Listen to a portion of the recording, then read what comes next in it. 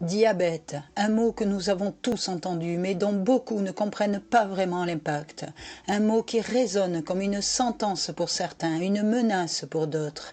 Une maladie invisible qui affecte chaque jour des millions de personnes à travers le monde. Mais ce qui est encore plus effrayant, c'est que beaucoup d'entre nous invitent le diabète à notre table, chaque jour, sans même le savoir. Je m'appelle Léa Moreau et aujourd'hui nous allons explorer ensemble 8 aliments qui provoquent le diabète afin de vous aider à faire des choix alimentaires plus conscients et plus sains.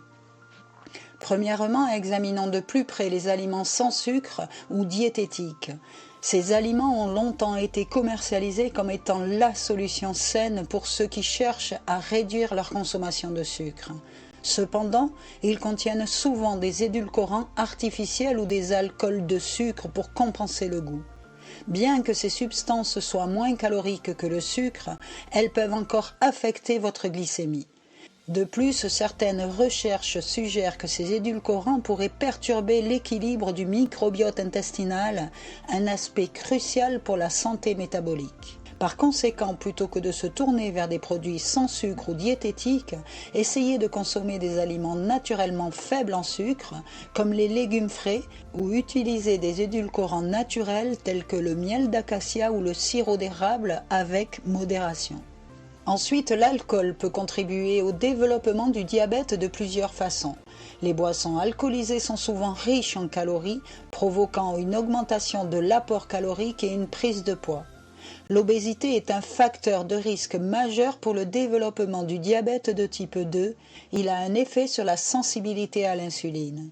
L'abus d'alcool nuit à la capacité de l'organisme à utiliser l'insuline, ce qui entraîne une résistance à l'insuline et éventuellement le diabète. Sa consommation excessive provoque une inflammation du pancréas, appelée pancréatite, ce qui, à son tour, affecte la capacité de cet organe à sécréter de l'insuline et à réguler la glycémie. L'alcool peut interférer avec la manière dont le corps régule le sucre dans le sang. Il inhibe la production de glucose par le foie, ce qui entraîne une hypoglycémie, surtout chez les personnes atteintes de diabète de type 1.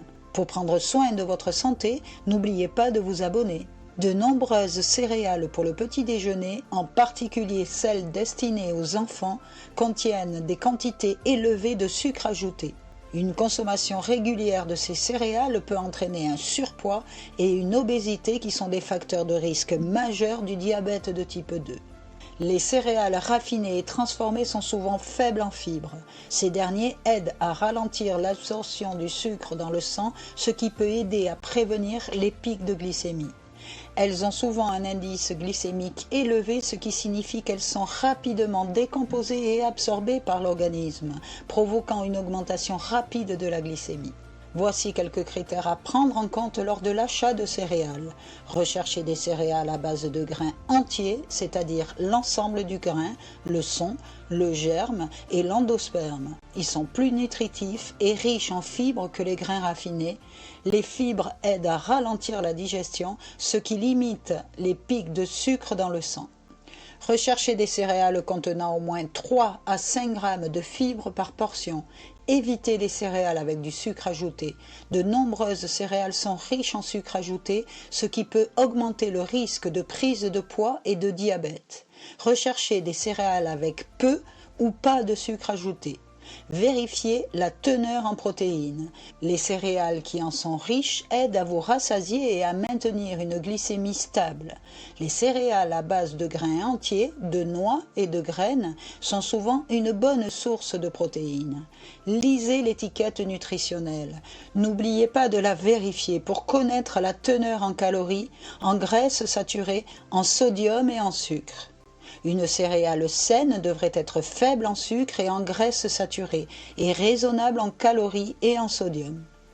Pensez à ajouter des fruits frais ou des noix à vos céréales pour augmenter leur teneur en fibres et en nutriments. Cliquez en description pour réserver votre consultation gratuite et obtenir un plan adapté à votre situation. Ensuite, le yaourt aromatisé. De nombreux yaourts aromatisés contiennent une grande quantité de sucre ajouté. Ils ne contiennent généralement pas de fibres qui aident à ralentir l'absorption du sucre dans le sang. Cela dit, tous les yaourts ne sont pas égaux. Le yaourt nature, en particulier le yaourt grec, est une excellente source de protéines qui contient peu de sucre. Vous pouvez ajouter des fruits frais pour donner du goût à votre yaourt sans ajouter de sucre supplémentaire. En outre, certains yaourts contiennent des probiotiques qui sont des bactéries bénéfiques qui peuvent aider à la santé intestinale et peuvent avoir un effet positif sur la glycémie. Il est donc important de lire attentivement les étiquettes des aliments et de choisir des yaourts qui sont nutritifs et sains. Les jus de fruits, même ceux préparés à la maison, contiennent souvent autant de sucre et de calories que les boissons sucrées. Par exemple, 100 g de jus de pomme apportent 11 g de glucides et 46 calories, quand 100 g de coca en contiennent respectivement 10 g et 38 calories. Certes, le sucre des jus de fruits peut être qualifié de naturel car il n'est pas ajouté à la boisson, mais il comprend du glucose, du fructose et du saccharose qui est métabolisé en glucose et fructose dans l'organisme. Les molécules sont quasiment les mêmes que celles des boissons sucrées dans lesquelles les sucres sont ajoutés.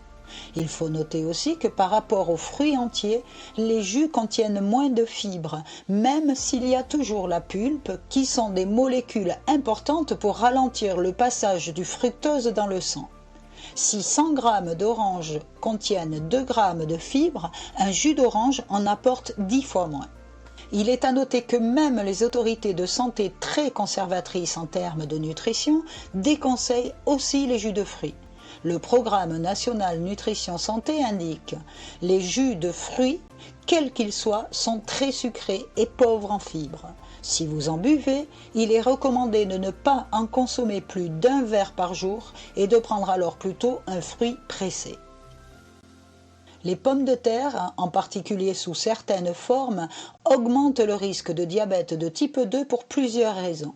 Elles ont un indice glycémique élevé, ce qui signifie qu'elles sont rapidement décomposées en glucose dans votre corps. Cela peut entraîner une augmentation rapide de la glycémie, ce qui à long terme mène à une résistance à l'insuline et au diabète. Les pommes de terre sont souvent consommées sous forme de frites ou de chips qui sont riches en matières grasses et en calories. Elles contiennent moins de fibres que beaucoup d'autres légumes. Si vraiment vous voulez en consommer de temps en temps, voici comment les consommer de manière saine et équilibrée. Privilégiez les pommes de terre au four, bouillies ou à la vapeur plutôt que frites ou en chips. Gardez la peau, elle contient une bonne quantité de fibres. Une portion raisonnable de pommes de terre est d'environ la taille de votre poing. Combinez les pommes de terre avec des aliments qui ont un indice glycémique plus bas, comme des légumes non féculents, les brocolis, les épinards, les poivrons ou des protéines, du poulet, du poisson, du tofu. Cela peut aider à ralentir l'absorption du sucre et à éviter une augmentation rapide de la glycémie. Évitez d'ajouter beaucoup de beurre, de crème ou de fromage à vos pommes de terre. Ces garnitures ajoutent beaucoup de matières grasses et de calories. Préférez des garnitures plus saines comme des herbes, des épices, du yaourt grec ou de l'avocat. Comme pour tous les aliments, la modération est la clé. Les viandes transformées comme les hot dogs, le bacon et les saucisses sont souvent très riches en graisses saturées, en sel et en nitrates. Ces aliments ont été liés à une augmentation du risque de diabète et d'autres maladies chroniques. Pour une option plus saine, optez pour des viandes maigres comme la volaille ou le poisson, ou explorez des sources de protéines alternatives comme les légumineuses et les œufs. Il est maintenant reconnu que la consommation de riz blanc intensifie le risque de diabète de type 2. Cette déduction récemment publiée dans le British Medical Journal a été obtenue par les médecins de Harvard, conduisant une recherche exhaustive en se basant sur différentes études effectuées aux États-Unis, mais aussi en Chine, en Australie et au Japon. Plus de 352 000 individus ont été suivis sur des périodes allant de 4 à 22 ans dans le but d'évaluer leur consommation alimentaire et l'apparition de cas de diabète. Selon les résultats de cette recherche, les mangeurs de riz blanc ont en moyenne un risque de 25% plus élevé de développer un diabète de type 2. Cependant, cette moyenne dissimule une réelle disparité entre l'augmentation du risque encouru par les consommateurs réguliers de riz, spécialement dans les pays asiatiques, où le riz est un incontournable de chaque repas, et celui des mangeurs des pays occidentaux qui consomment du riz 2 à 3 fois par semaine. Les premiers courent 55% de risque supplémentaire d'être diabétiques, tandis que les seconds ont seulement 12% de risque additionnel. Pour le moment, inutile de supprimer le riz de votre régime alimentaire, mais préférez le riz complet ou le riz basmati au riz blanc qui a été décortiqué et poli et qui, par conséquent, a perdu une partie de ses oligo-éléments et presque l'ensemble de ses fibres. Le riz complet est effectivement plus riche en magnésium, zinc, fer et fibres qui jouent un rôle crucial dans la prévention des maladies cardiovasculaires. Cliquez en description pour réserver votre consultation gratuite et obtenir un plan adapté à votre situation. À très vite au téléphone.